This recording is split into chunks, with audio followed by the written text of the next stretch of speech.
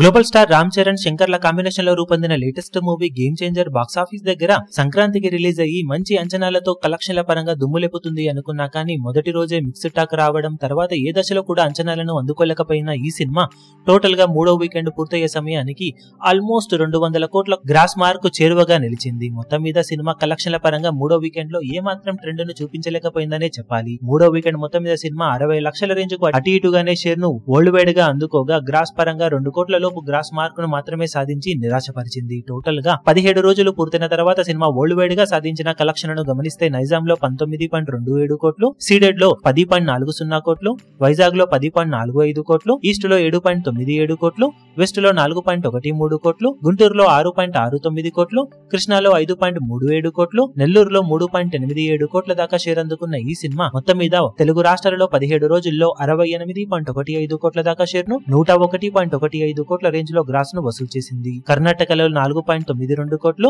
తమిళనాడులో 4.32 కోట్లు, కేరళలో 25 లక్షలు, హిందీ అలాగే రెస్ట్ ఆఫ్ ఇండియాలో 17.42 కోట్లు, ఓవర్సీస్ లో 13.46 కోట్ల రేంజ్ లో షేర్ అందుకున్న ఈ సినిమా వరల్డ్ వైడ్ గా 108.52 కోట్ల దాకా షేర్ ను 199.50 కోట్ల రేంజ్ లో గ్రాస్ ను వసూలు చేసింది.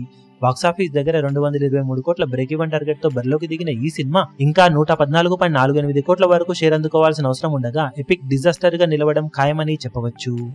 ఈ వీడియో మీకు నచ్చినట్లయితే లైక్ చేయండి, షేర్ చేయండి, ఛానల్ ను సబ్స్క్రైబ్ చేయడం మాత్రం మరవకండి. ఏ చిన్న అప్డేట్ ను మిస్ అవ్వకూడదు అనుకుంటే బెల్ ఐకాన్ ను ప్రెస్ చేయండి.